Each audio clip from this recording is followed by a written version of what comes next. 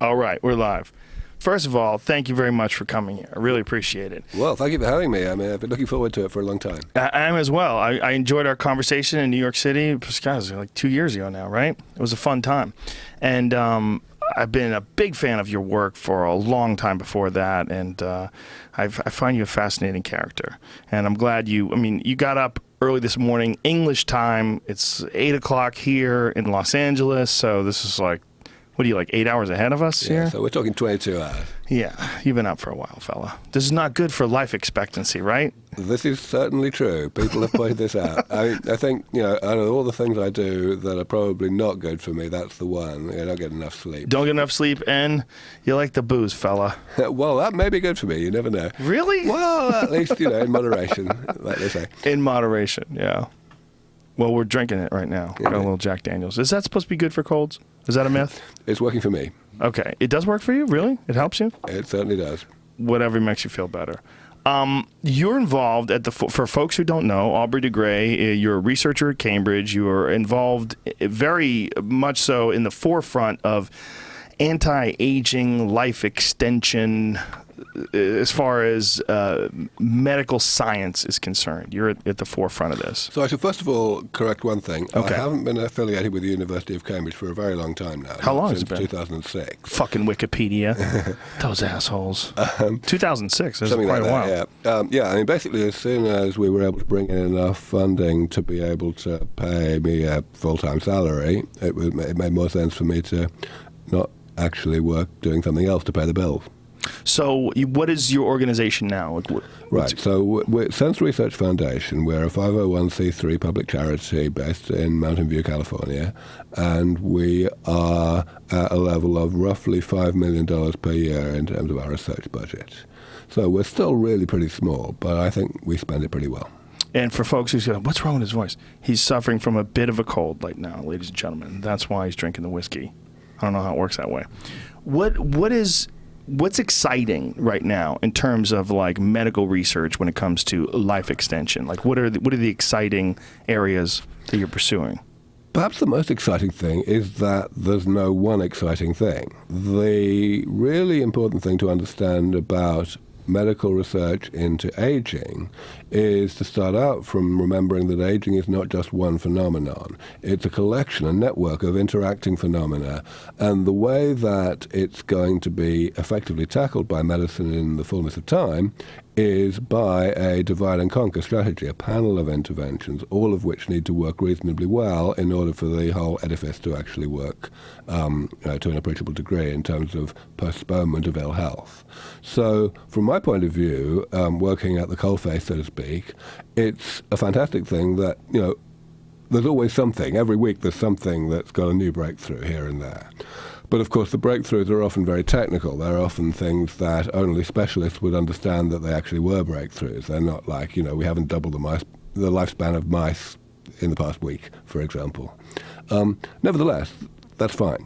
That's how pioneering technology is always developed. And the people that do need to understand, in other words, the people who are doing the research and who need to know about each other's results in order to know what experiment to do next, that community obviously is sufficiently cohesive that these pieces of information are distributed. I obviously play a large part in doing that, as well as in actually overseeing the research that the foundation does. So, coming back to my original statement, there's no one answer, but there you go. That's a very good point, because is there a lot of cooperation between the various different individuals all throughout the world that are working on these life extension technologies and life extension medical science? So that's actually a subtly different question, to which the answer is depressingly different. The individual fields that I think all need to be developed to a reasonable degree of efficacy in order to actually give the overall result. Those individual fields are nicely cohesive and people talk to each other within those fields. But between the fields, it's a very different matter. One of the things that I've had to do ever since I started out in this area, and certainly over the past, let's say, 10 or 12 years, is I've had to actively bring these people together. there's far too much balkanization, building up of silos and of unnecessary barriers between fields that somehow don't think that they're relevant to each other. And this happens, not in any way. I'm not blaming the scientists for this, because it happens really as a result of the vagaries of funding. The fact that nobody's got enough money, and therefore, in order to get whatever they can, they've got to focus on the things they're already known to be good at. It works extraordinarily strongly against the possibility of cross-disciplinary work, and also against high-risk, high-gain work. And it really massively slows science and technology down. So it's a tragedy. And everyone kind of knows it, but nobody really knows what to do about it. It's not in any one person's interest to do anything about it. So the whole system is perpetuated. So is it one of those situations where you have like various pharmaceutical companies or what have you standing on the outside looking in, waiting for something to be something that they can put their chips on, something where they can hedge their bets and say, okay, this is a promising little piece of research here. Now we'll start to gamble on this being profitable down the line. Because for medication, especially to be ultimately profitable, there's a huge period of testing and research, and ultimately can cost millions and millions of dollars before you could ever even find out the efficacy of a product. That's exactly right. And again, it's not quite the same thing as I was saying earlier, but it's related. What I was talking about earlier was really with respect to academia per se, with respect to people who rely on government funding to get their work done. The pharmaceutical industry, or more generally the medical industry, have a different perspective, but it kind of has the same kind of problems. Medicine is tricky to do, and everyone wants to keep it as simple as possible, which means that there's an inherent bias against cross-disciplinary work, against divide and conquer strategies that involve doing more than one thing at the same time to the same person. But ultimately, we're going to have to bite that bullet. And there are smart people in the pharmaceutical and medical industry, just as there are in academia, and everyone's kind of getting used to this. It's just that it's a very difficult thing for anyone to be the first group, the first company, the first research group to actually do. It's kind of got to be a collective shift of mindset, a kind of sea change in the culture of how all of this is done. So is this something that's being actively pursued all over the world? Are there pockets of intellectuals that are working on this, or? All over the world, but yes, only pockets, I'm afraid. At this point, there is still an enormous tendency, an enormously seductive tendency to retreat into doing what just makes money quickly and what gets papers published quickly, irrespective of whether it scales. In other words, whether it leads to significant progress in the longer term. So the biggest thing that I always point to is the absolutely biologically inaccurate and damaging idea that the diseases of old age are in some sense distinct from aging itself. It's complete nonsense. The diseases of old age, anything that causes people who were born a long time ago to be sick, but it doesn't tend to affect people who are in early adulthood, those things are that way because they are side effects of being alive. They are side effects of having been alive and accumulating damage for a long time in the body.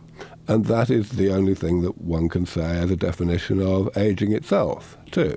So one should not be dividing these two things and saying these things are diseases and this other thing is not. We shouldn't be doing that. And if we stop doing that, then we've got a chance of actually understanding how to attack this network of interacting ill health issues that affect the elderly in a manner that really works. We will stop trying to be over-optimistic about these things that we choose to call diseases and over-pessimistic about the things that we don't. And we'll start to realize that all of them together can be tackled. So you're looking at aging itself as a type of a disease? I would actually go the other way. I would say that the right thing to do is not to look at the so-called diseases of old age as diseases.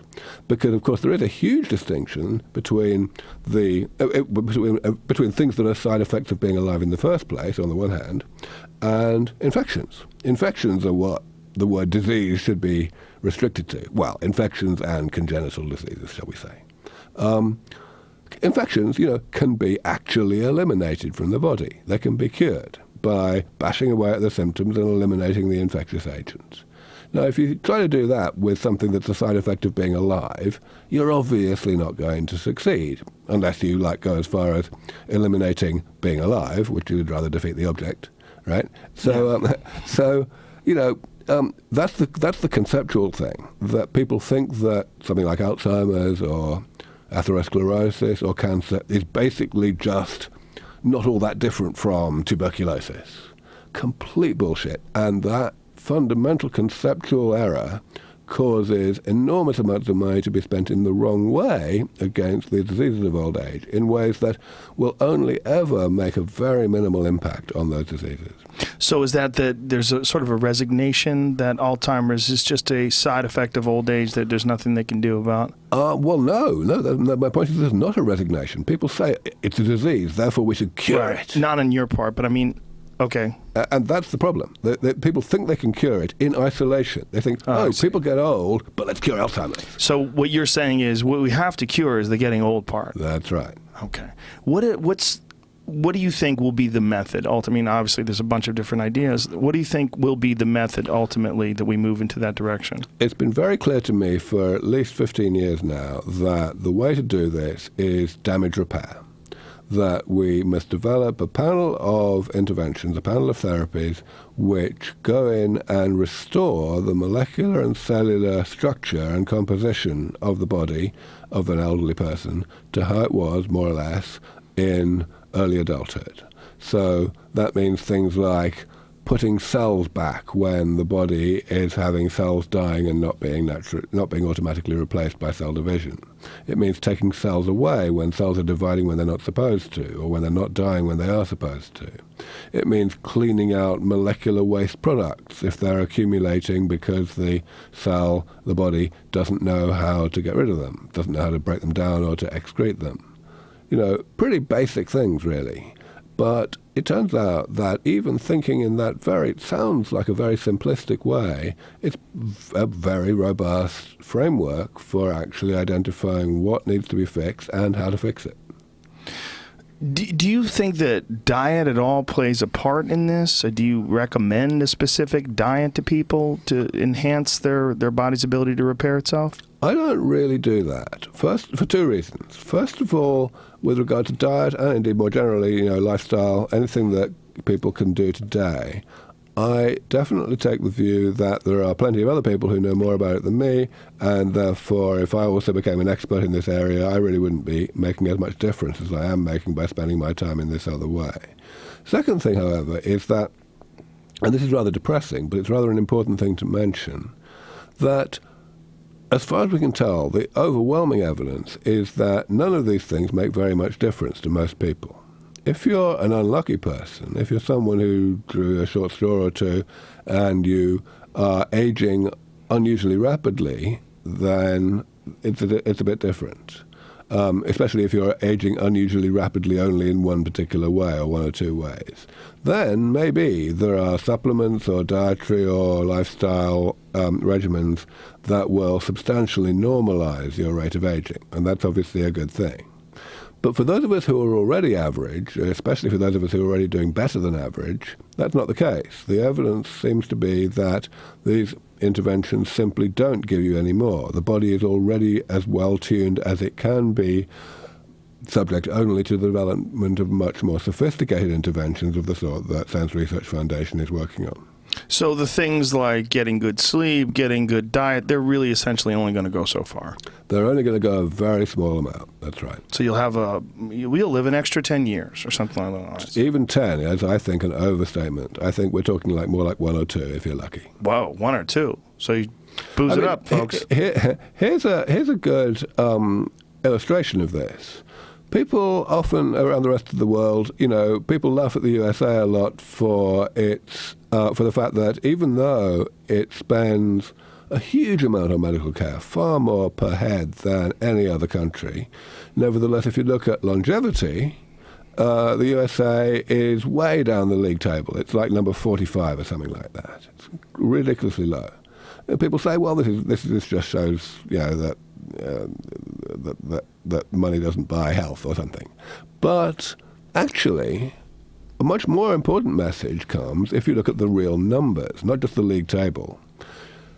Here's something I'd like to ask you, Joe. See if you know this. Okay. What do you think the difference is between the life expectancy of people in the USA and the life expectancy of people in Japan, the longest lived country in the world? I would say the life expectancy of the United States is probably a good average is probably in your 60s, where I would say Japan is probably in your 70s. So give me a number. What's the difference? 64, 78. How about that? You say you're going to say 14 years. Yes. The answer is 4 years. 4? 4. That's it? 4. It's not much. That's right. That's my point. And the last 4, really, you can have them. Well, of course, the last 4 you can. It's the same in Japan. Mm-hmm. The way to live a long time is to stay healthy a long time first, and then the period of decline is typically about the same, however long the period of good health was beforehand. So, and all these factors that people look to enhance, like, surround yourself with loved ones, have a good community, do something that you enjoy doing. When they're talking, they're really only talking about a very small amount of time anyway. I'm afraid so. And the reason I spend so much time emphasizing this and making sure that people understand it is because if people don't understand it, if people think, well, they can do a great deal to postpone their ill health just by doing things that they can do already, then they're going to be correspondingly less enthusiastic, less committed to figuring out and helping and hastening the development of things that we can't do already. Of course, the sort of stuff that I'm working on.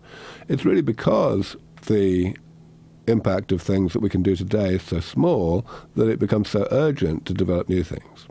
What do you think will be the method for repairing damage? I mean, how will that find itself in our lives? So there are many different types of damage. And the only reason why it was possible for me to come up with a really solid, robust, clear research program was because 15 years ago I was able to identify a way to classify these many types of damage into a much more manageable number of categories, just 7 categories.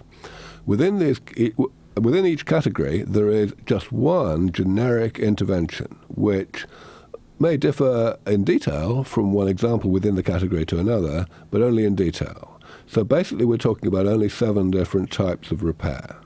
So for illustration, let me just talk about 1 or 2 of them.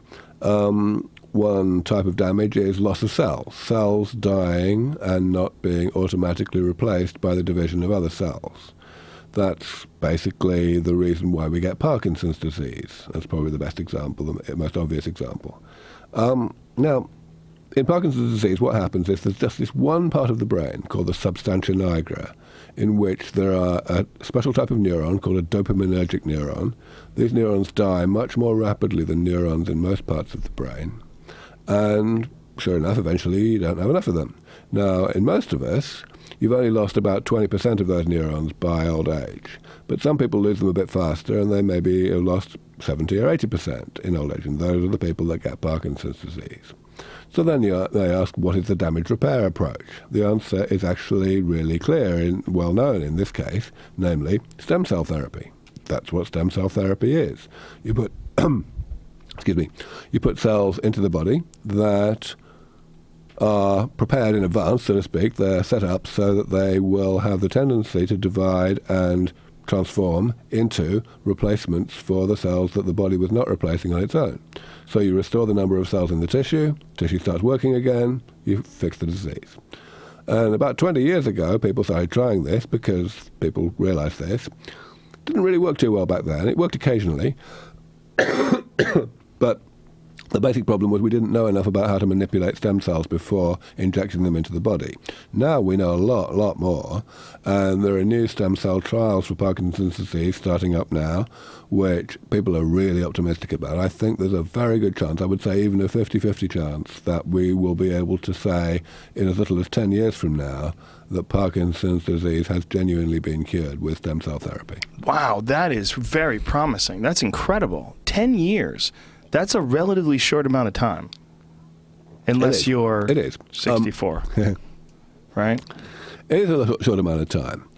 A lot of the therapies that we think also need to be developed to address other parts of aging, I think, are harder than that. And I think we could be talking about 20 or 25 years.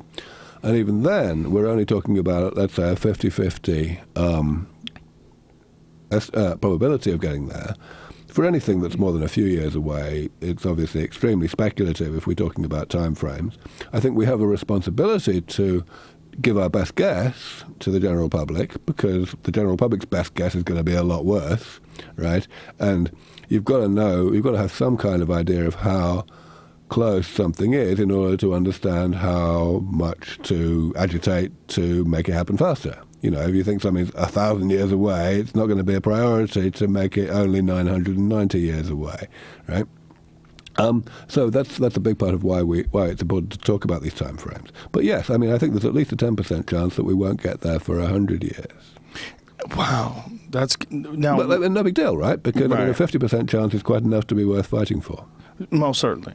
You and I met at the Global 2045 Initiative event in New York City, which it's a group of people. It's sort of a group of two different groups of people.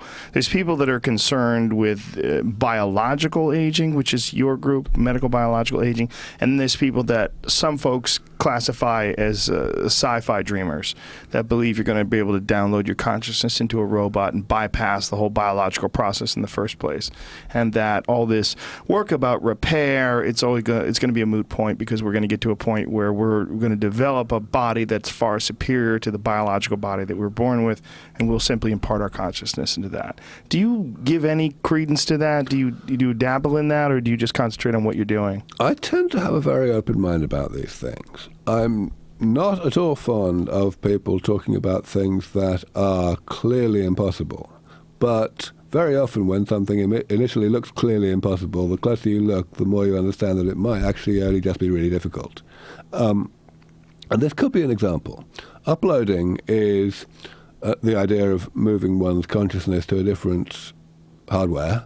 You know, it's not completely clear that it can't be done. There may, in the end, be reasons why it totally can't be done. But I think all that really matters now is that we can say that it's very difficult. I think that, I would certainly say, in fact, that I'd bet serious money that the problem of aging will be decisively solved by a biomedical approach of the sort that we're pursuing well before it gets solved by an uploading approach. Well, but here's the thing. Like any sensible technologist, I know I might be wrong. And therefore, I'm delighted that there are people working in these other areas, so that if their work turns out to be easier than I think it is, and my work turns out to be harder, and they get there first, then they'll be saving lives that I couldn't save. That works for me. Now, there's a philosophical debate here, a philosophical conversation. That conversation is, why would you want to continue? How long do you truly want to live? Do you want to live to be 1,000? Do you want to live to be 100,000 years?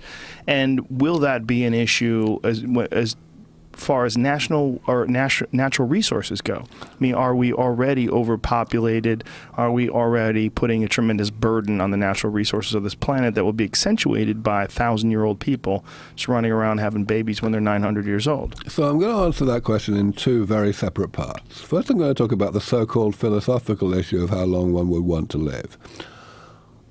I find it quite remarkable that people worry about this, simply because it's not the way that people actually think about anything else.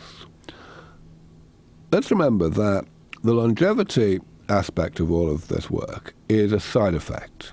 I don't work on longevity. I certainly don't work on immortality the way you might think if you read the papers. I just work on health. I'm just interested in stopping people from getting sick when they get older.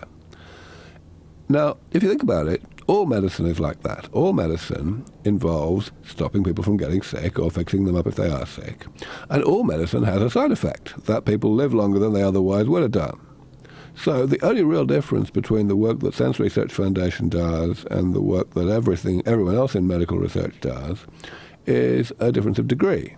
The fact that the longevity side effect of our work may be substantially greater than the longevity side effect that we're familiar with. It's still a side effect. So if we come to the question of how long one might want to live, is that even a meaningful question? To me, it's like saying, what time would you like to go to the toilet next Sunday? We know that that's a dumb thing to have an opinion about. It's a dumb thing to have an opinion about because we know we're going to have more information on the topic nearer the time, and we're going to be able to act on the information.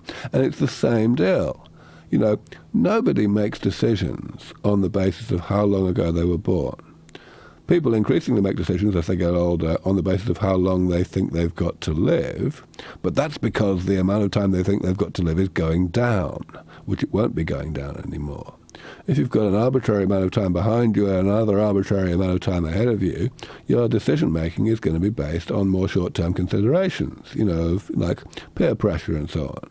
I sometimes point out, when people ask me these things, I'll sometimes say, okay, take yourself back to the first time you got laid.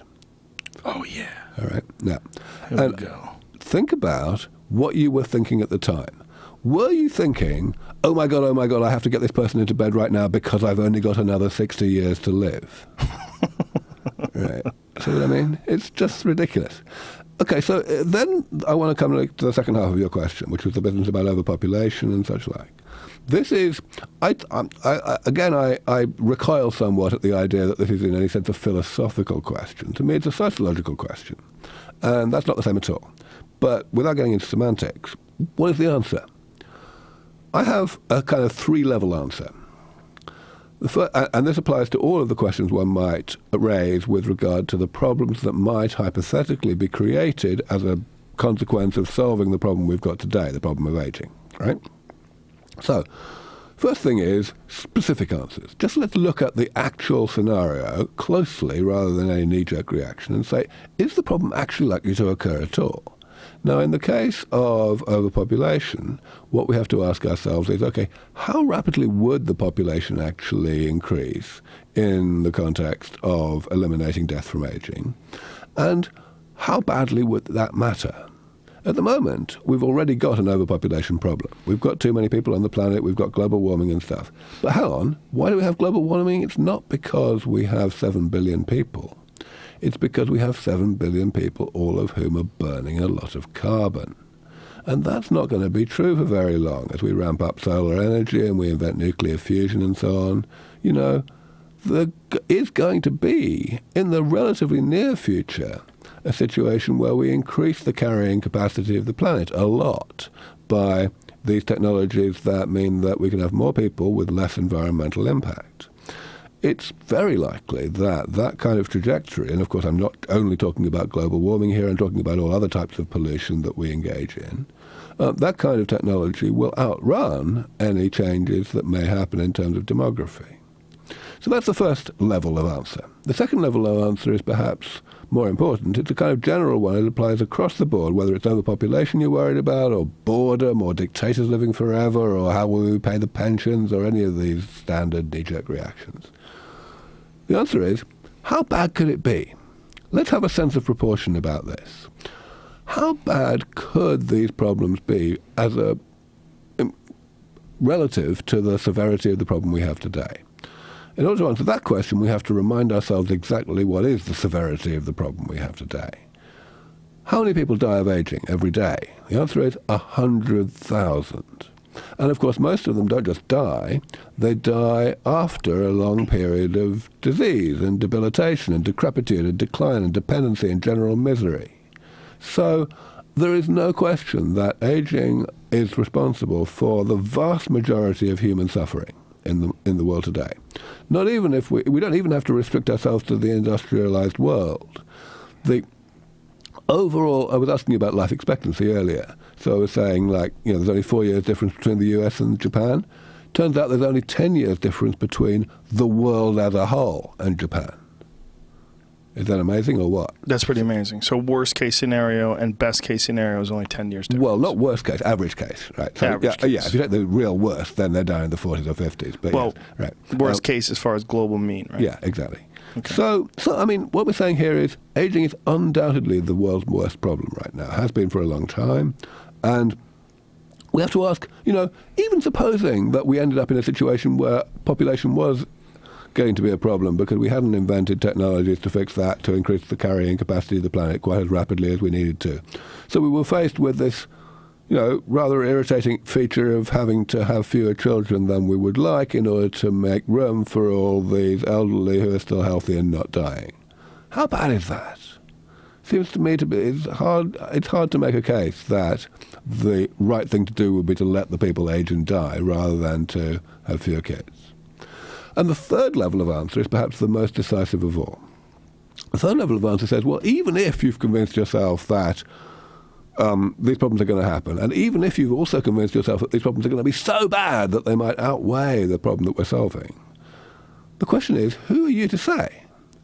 Who should actually be making the decision as to whether these therapies are used? The answer clearly is humanity of the future rather than humanity of the present. If we say to ourselves, oh dear, overpopulation, whatever, let's not go there, and we thereby, delay the development of these therapies, then what we would be doing is denying humanity of the future the option whether to use these therapies based on the information that it had available to it about, available technologies or whatever. Whereas if we develop these things as fast as possible, then humanity of the future does get the choice. Now, I do not want to be someone who is helping to condemn a whole cohort of the future to an unnecessarily painful and unnecessarily early death just because I thought I knew better than them. Well, innovation and advancement seems to be a fundamental part of human society and civilization. It just seems to be something that we do no matter where you go. There's someone who's always trying to improve upon everything. When you have medical science, it only stands to reason that that too would try to improve and advance, and life expectancy, of course, the way you describe it, the way you did, with that being the number one problem physically, health-wise in our world, that's going to be a huge issue. It's going to be a huge issue that we're going to try to solve. It's a fundamental part of being a human being. I very much like the way you said that. I think that's the right way to explain the fallacy of we should leave aging alone because it's natural, which some people say. Some people say, well, aging is not like a disease. It happens to everything. It's basically natural. We shouldn't touch it. And you're absolutely right. You said it perfectly.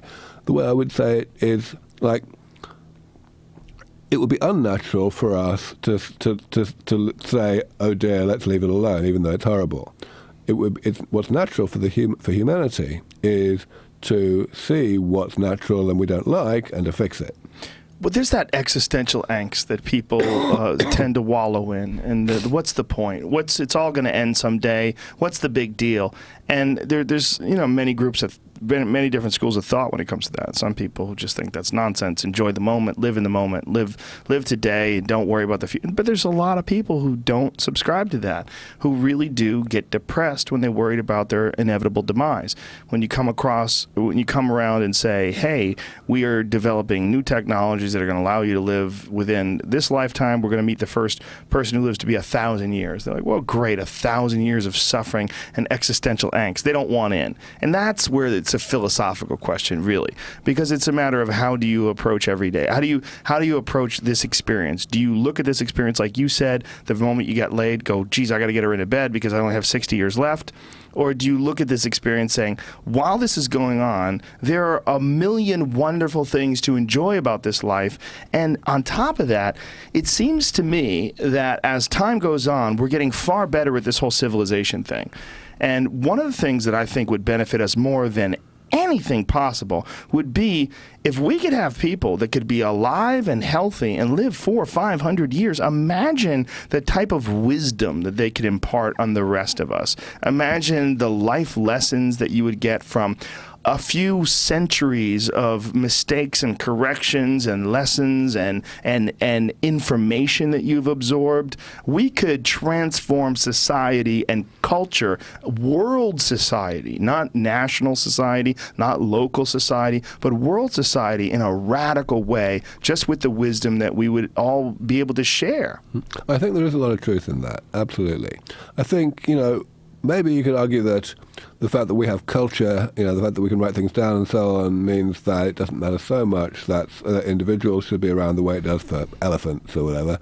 But in practical terms, it does matter. Things get forgotten when the people who came up with them are not around anymore, and things get rediscovered 20 or 30 years later. It's rather ridiculous.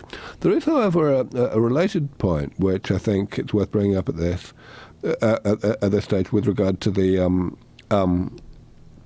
value of living a long time and the value of all of the perceived value of living a long time, which is that at the moment, the people who feel, well, life's not worth living 500 years or whatever, are actually the same people who have a lot of trouble understanding whether life's worth living for 50 years. You know, the people that spend their time essentially living their life in front of the television.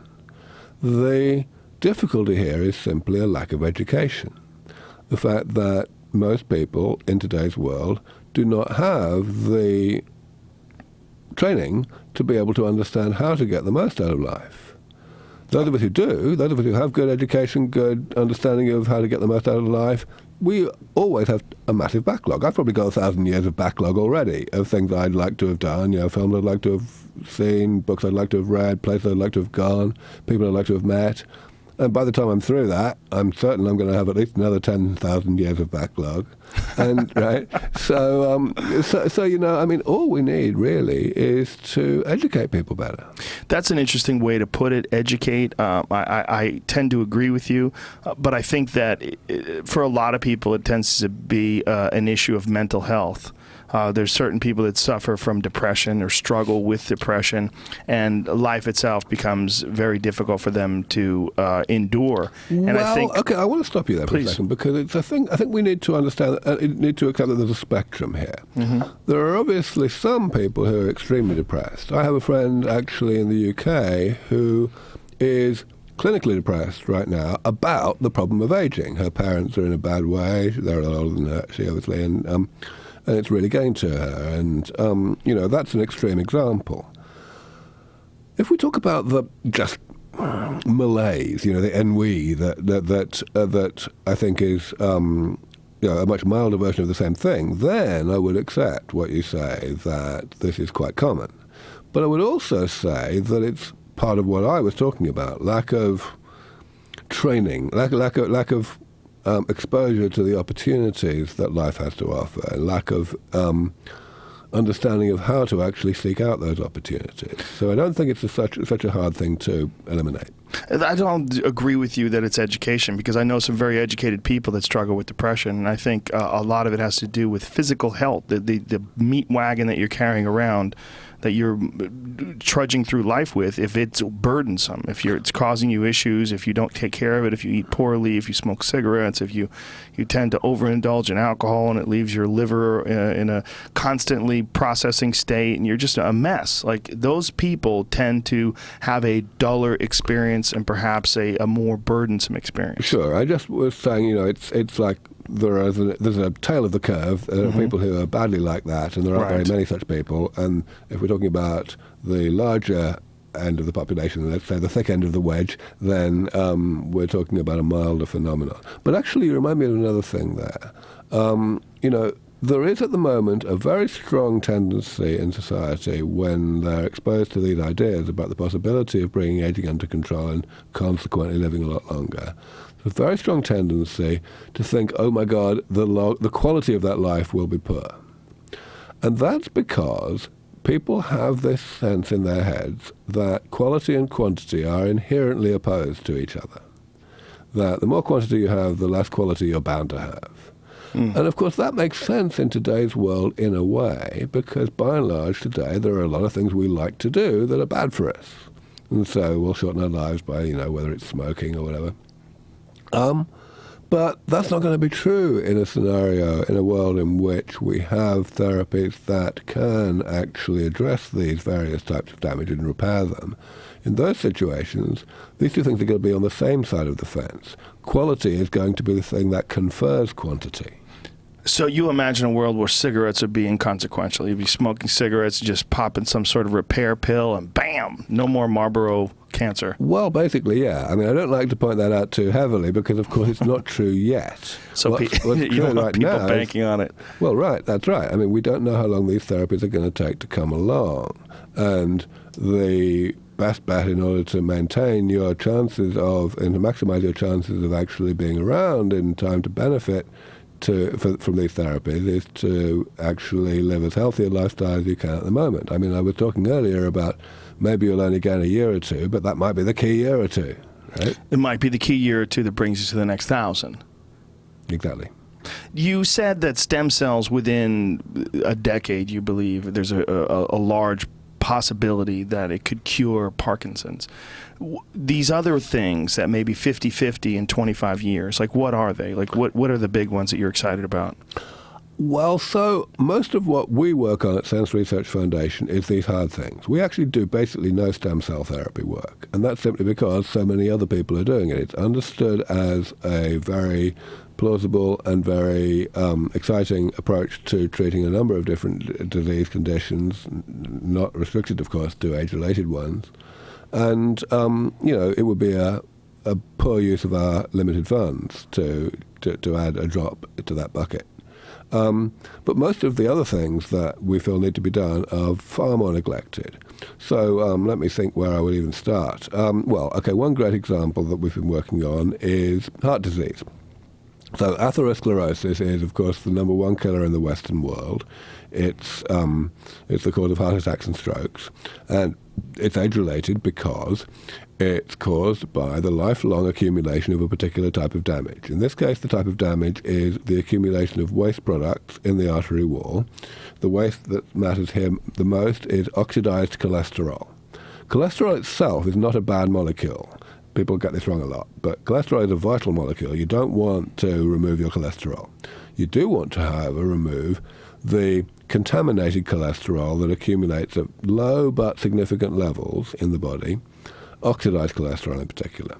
This is what poisons white blood cells that are in the artery wall and makes them into what are called foam cells, which are the first step in the creation of an atherosclerotic plaque.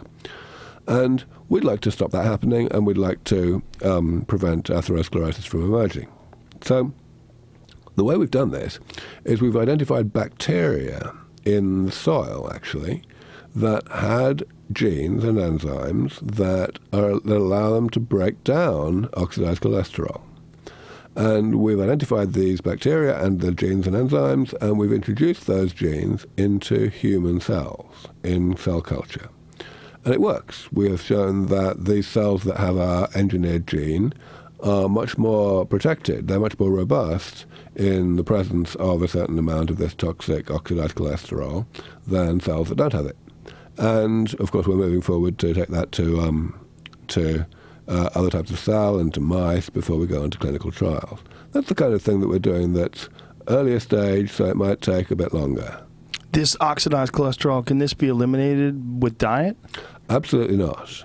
The fundamental problem is that these molecules, these oxidized cholesterol species, they get into our white blood cells, they get into a part of the cell called the lysosome, they poison the cell, they inactivate the lysosome. And that means that these white blood cells can no longer do what they used to be able to do. They can no longer process normal cholesterol. No, you can't do anything to the diet. The stuff is just there because the cells don't have any machinery to get rid of it. But are they a product of what we eat? A product, but an accidental product. So they happen just because they're bound to happen. But cholesterol comes from animal protein, is that mostly? Kinda. We bring in cholesterol in our diet, and we also synthesize our own cholesterol in the liver. And that's how it should be. That cholesterol is doing a good job. The problem is that oxidation is a chemical reaction that is going to happen in the body whether you like it or not. The fact is we are aerobic organisms. We need to breathe. We need to inhale oxygen in order to keep going. And breathing is really bad for you. Breathing is bad for you? Yeah. Breathing is why we get free radicals. But it's a bit non-negotiable. This is the thing. So we've got to intervene in this process one step down the chain of events to get rid of the toxic products of breathing rather than to get rid of breathing itself. Breathing is bad for you. That's a pretty straightforward statement, and it's unequivocal. Wow. So when they use like hyperbaric chambers, oxygen-rich environments to enhance healing, is that extra bad for you? Not necessarily. So, of course, breathing is also good for you. If you don't breathe, then you're totally screwed, right? So it's a trade-off. It's just that there are some aspects of breathing that are bad for you, and we need to fix those aspects. And those aspects have zero to do with diet. So this Well, I wouldn't type of cholesterol. I wouldn't say zero. So if you're really low on, for example, vitamin C or vitamin E, then you are depleting your own body's ability to limit the toxicity of breathing. And therefore, that breathing will be even more bad for you than it otherwise would be. So antioxidants are crucial if you're going to bother breathing. Up to a point. But it turns out that because breathing has been around a long time, breathing was invented about 2 billion years ago, evolution has done what evolution tends to do. It's made the best of a bad job. And therefore, at this point, some of the toxic byproducts of breathing, free radicals, are actually not just bad molecules, they're also good. They're used by the body as signaling molecules. So if we were to have some magic wand that we could wave and just get rid of all the free radicals in the body, that would be extremely bad. You'd die at once. We have, therefore, a rather interesting balance that the body takes. If you have too few antioxidants, then that's bad news. But if you have an abundance of antioxidants, if you take mega doses of vitamin C or vitamin E, for example, it doesn't really do much. The reason it doesn't is because the body wants a certain amount of free radicals around, so it dials down the inbuilt antioxidant machinery, and you end up basically where you started. So this bacteria that you're introducing to skin cultures... We're not introducing the bacteria themselves. We're introducing the one gene from the bacteria. One gene from... We're not introducing it into skin. We're introducing it into human the artery. Cells, artery tissue. I mean, we are in culture so far, yes. And how far away do you believe you are to implementing this in an actual human being? Or... Well, clinical trials, I think, could be 10 years away. I think we're probably talking. This is an intermediate one. I would expect that we've got a 50-50 chance of bringing this to the point of being an approved therapy within maybe 15 years. Now, me as a layperson standing on the outside, looking at all this stuff, I'm always very optimistic. Oh, yeah, this is going to be great. Within my lifetime, I'm going to see some huge changes. Talking to you, though, it's not that I get less optimistic, but I get more aware of the actual landscape itself.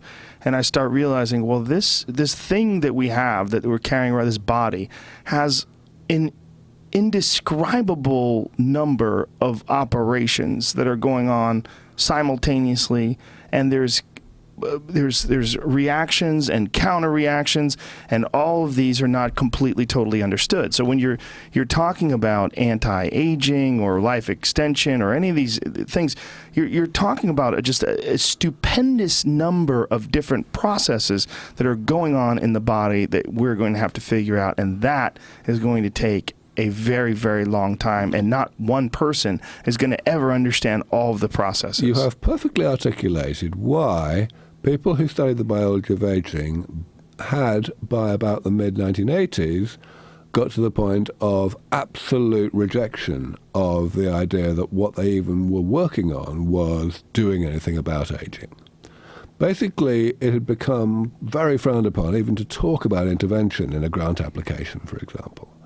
Essentially because everyone understood, oh my God, the body is so complicated, we understand it so poorly, it's never going to happen. So please. So here's the thing that changed. In two steps. First of all, a step that didn't work out, and then the step that did. The first thing that happened, late 1980s, early 1990s, was people started to discover simple ways to extend the longevity of certain laboratory organisms. Initially worms and eventually mice. This was enormously exciting, and those discoveries and the fallout from them still dominate the field.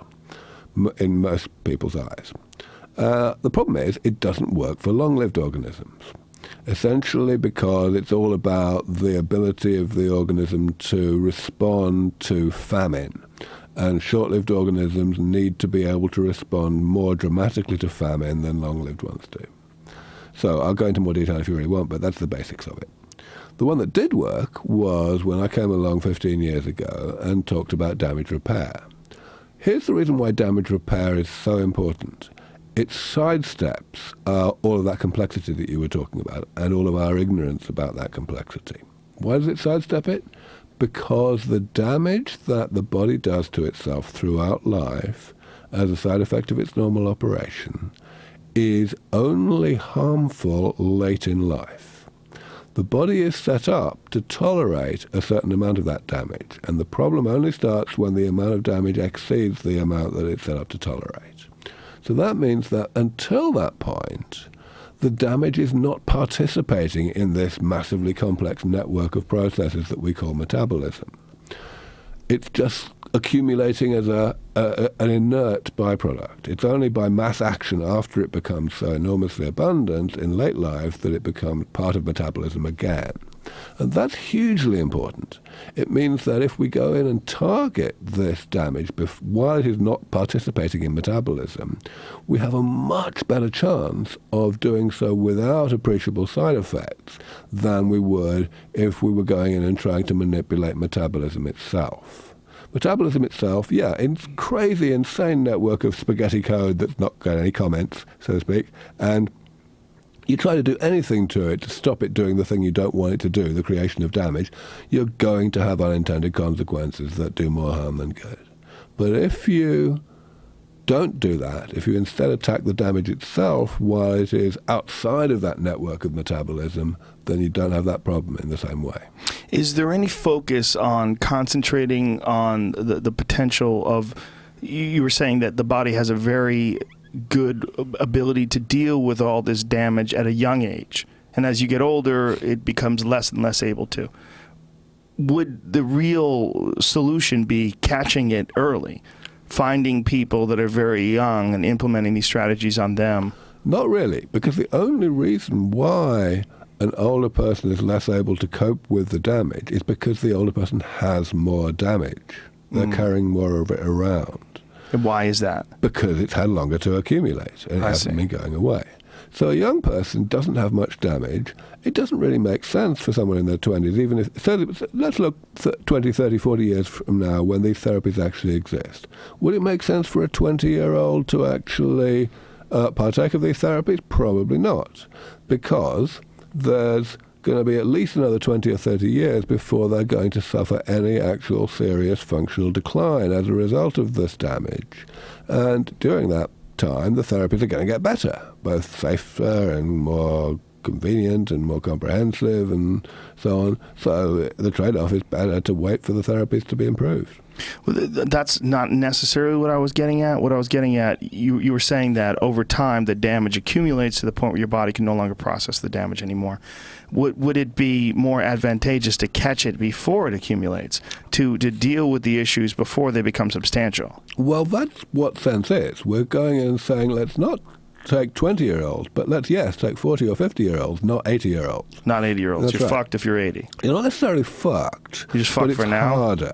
It's harder. Let me go into that in a little bit more detail. Okay. If you take someone who's, let's say, 50, then all they're going to need is the sense therapies, the damage repair therapies, that reduce their level of damage to how it was back when they were 20 or 30 again.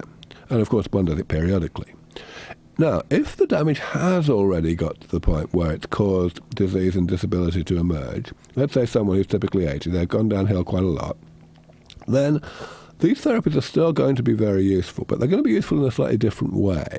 They're going to be useful when used in combination with traditional geriatric therapies, the kind that currently we have today. Remember what I said earlier, that the geriatric therapies today don't work, and they never will work, basically because they are attacking the symptoms. They are kind of laboring under the misapprehension that the diseases of old age are like infections. What that means is that basically they're hacking away at something that is becoming harder and harder to hack away at because its cause namely the damage from throughout life, is continuing to accumulate. So if you think about what that means, if we were able to go in and actually repair the damage, then we would be if you like, potentiating the geriatric therapies. We would allow the geriatric therapies to actually work. And it may end up being that we need to do that. That if someone's in their 80s, they're going downhill, and we only fix the damage that got them that way, that won't be enough because the diseases, the pathologies will have a life of their own at that point. We may need to go in at two levels at the same time. What are these geriatric therapies that are... I just mean like,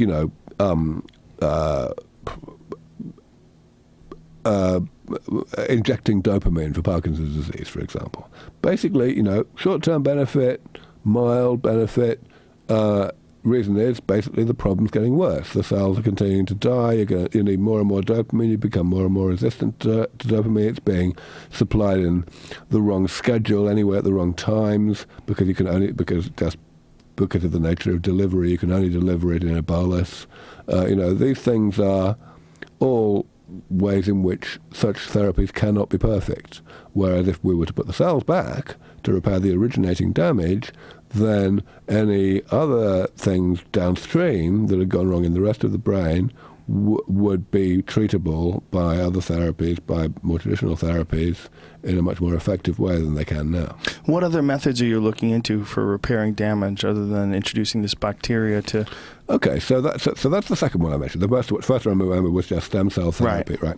Let's take another one. Let's take the immune system. So the immune system is a classic example of the problem of what I call death-resistant cells. That means cells that rather than having too few of them, as in Parkinson's disease, you have too many of them. And in particular, you have too many because they're not dying when they're supposed to. People don't often think in terms of the idea that there could be any cells that should die. But the immune system is a great example of that, where when you get an infection, very much as I have now, in fact, you have a very small population of white blood cells that divide like crazy to get to a big enough population to attack and eliminate the infection. And after that's happened, then almost all of them die again. To leave room, basically, for a completely different subset to divide like crazy next time you get a different infection. Turns out that in old age, that whole cycle of division and death basically goes wrong. And you end up with a lot of cells that divide like crazy to attack an infection, and when the infection's gone away, they don't die again. And they get in the way. They inhibit the proliferation of other cells.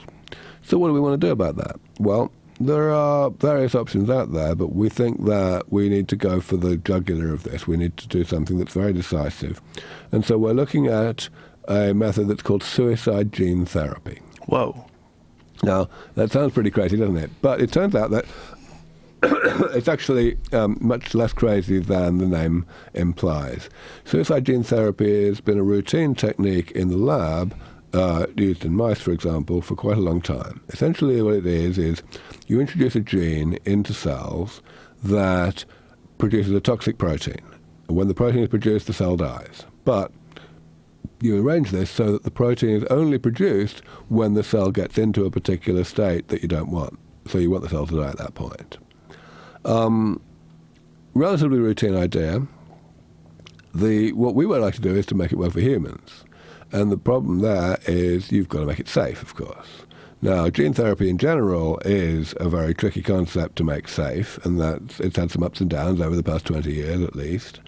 But the concept of suicide gene therapy has additional difficulties. You really don't want this gene that produces a toxic protein just killing cells randomly when it shouldn't be.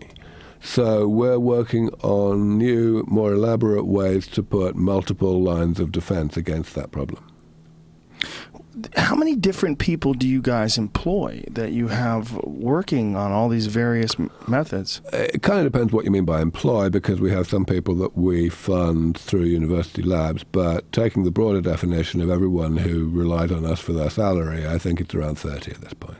And do you personally oversee all these various projects, or do you... I'm the chief science officer, so I oversee the projects in the sense of, yes, I oversee the decision-making process of prioritizing projects, deciding which new projects to do, deciding how a project is going. I talk regularly with the professors and other lab heads that are responsible for the project. So yeah, that's what I do. In addition to, of course, also being the chief outreach resource. And the chief wizard. I mean, it's not... I mean, everyone notices you're talking about life extension and you have a sorcerer's beard. I suppose I do, yeah. It's all my wife's fault. My wife is a beard fanatic. And oh, really? It's your wife's fault? That's right. Many years ago, my wife campaigned after we met for a long time. We met 25 odd years ago now, and it took her 5 years to persuade me to grow this, but eventually I decided to give it a go, and I was as surprised as anybody when it came out like this. That's interesting because that's kind of your calling card. I suppose it has become so. Are you satisfied by this research? Is this stimulating to you? Is this something that you're truly enjoying, this process? Well, I always have an ambivalence there. On the one hand, yes, I'm extremely gratified that it's going so well. From a personal perspective, obviously, I'm proud that I've been able to make a significant difference. But at the same time, all of that is always enormously tinged by the knowledge that there's still a lot of people dying out there, that this is not going as fast as it could. So I talked about our budget before. I said, we have about $5 million a year that we spend. That's an incredibly small amount for the thing that produces most of the world's suffering, right? What the hell? What the hell's going on there? And that's why I spend more of my time trying to raise money than I do actually overseeing the science. I have to. The politician's dilemma, right? Well, that's right. I mean, even if we just add one more zero to that budget, if we had like $50 million or $100 million a year to spend, we'd probably be going 3 times faster. 3 times faster. And that would save the most insane number of lives. That's the thing that really gets me out of bed in the morning. Do you have the ear of politicians? Do you have the ear of people that are in charge of universities that would listen to you and perhaps allocate more money your way? It's a very complicated network of conversations that needs to happen. The difficulty with politicians, of course, is that politicians ultimately have one single goal in life, which is to get re-elected. And as such, their public policy tends to follow public opinion rather than leading it. So it's more important to me to appeal to public opinion and try to educate people and raise the quality of debate. That's why I do so many interviews like this, apart from anything else. Then, of course, there's other people. There's wealthy individuals trying to. I try to meet as many of those as I can and generally get them to understand what's going on.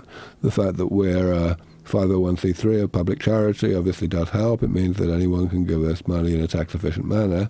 But still, we've just got to get more of that money in the door. Do you have Kickstarter, GoFundMe, any of those accounts? We have done a certain amount of crowdfunding, but ultimately pretty much all of the crowdfunding approaches that can be taken are really difficult to reconcile with what we do. Essentially because if you're looking for small amounts, fine, but we're looking for relatively large amounts, 6, 7-digit projects. For those things, it's really got to appeal to the imagination what the specific achievement is going to be. And with early stage research, it's really hard to explain that in terms that really grip people. So it's not really worked all that well for us. Well, we were describing before that pharmaceutical companies sort of hedging their bets, waiting on the sidelines for something to be worth betting on. Boy, I'd like to change that if we can. Whatever impact we can have on it, and this podcast gets millions and millions of downloads, and I'm sure we'll have some effect on it. But I would like to, whatever you need. You need things tweeted for you and posted on. The more the better. The more the better.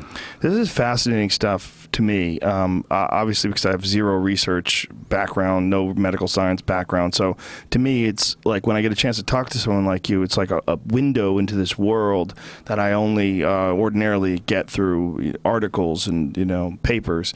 I think it's massively important. It's also, as I discussed before, as I said before, I think it's a fundamental part of human nature. We want to improve everything, and your health and your ability to enjoy this time is huge. And if you could extend that, you have the potential to be a better person. I think I'm a better person now than I was 10 years ago. I think I'd be even better if I could get another 100 in. I think we could do some real change, and I think a lot of that real change could there's that issue, like, why worry about this? Our fundamental problems are the toxification of the environment, blah, blah. I think we could put more emphasis on that if we could have some of the brilliant people that we have alive today live longer. Well, I think that's true. Back in 2006, when I spoke at TED, actually, I made that whole concept the centerpiece of my talk. I said, basically, you guys, you're all visionaries, you like aiming high. This could be the critical feature of this. Even independently of the inherent humanitarian value of defeating aging, aging is the thing that has ground us down over the history of civilization, the thing that has made us know that we are at the mercy of nature.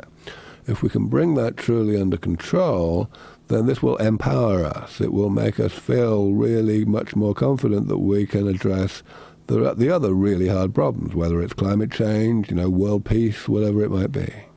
This is the guys who run the Global 2045 initiative, the idea that there'll be some sort of technological answer to this question. Are they supportive of the biological ideas as well? Is there a cooperation between these two groups? Sure, they are. Yeah, there's always a spectrum of opinion with regard to desirability and feasibility of these things. But absolutely, everyone knows that we're on the same side. We're not in favor of getting sick. You are truly a mad scientist. I know you're tired, and I know you're way past your bedtime now when it comes to the UK. So I really appreciate you being here. And for folks at home, what's the best way to contact you? What's the best way to send money? What's the best way to reach out? Best way is to go to sense.org. S for sugar. Sense.org. Yeah, S for sugar, E for elephant, N for November, S for sugar.org. Just go there. It has all the information about what we do, about what we'd like to do, about what we have done. It's got all the information you could imagine about why this is important. It's got, obviously, a nice way to contact us and send us any messages you like. And, of course, there's a nice, big, friendly donate button. Anytime you're in town, please, I'd be more than happy to promote anything you've got going on, any speeches you're doing, anything you're promoting. Please don't hesitate to ask. I'd be more than happy to help. Well, you're extremely kind, Joe. Thank you for having me on the show. I'm absolutely sure that being on the show will make a difference in and of itself, and the more that you can do to help, the better it'll be, and the more lives you will save. Wow, I hope you're right.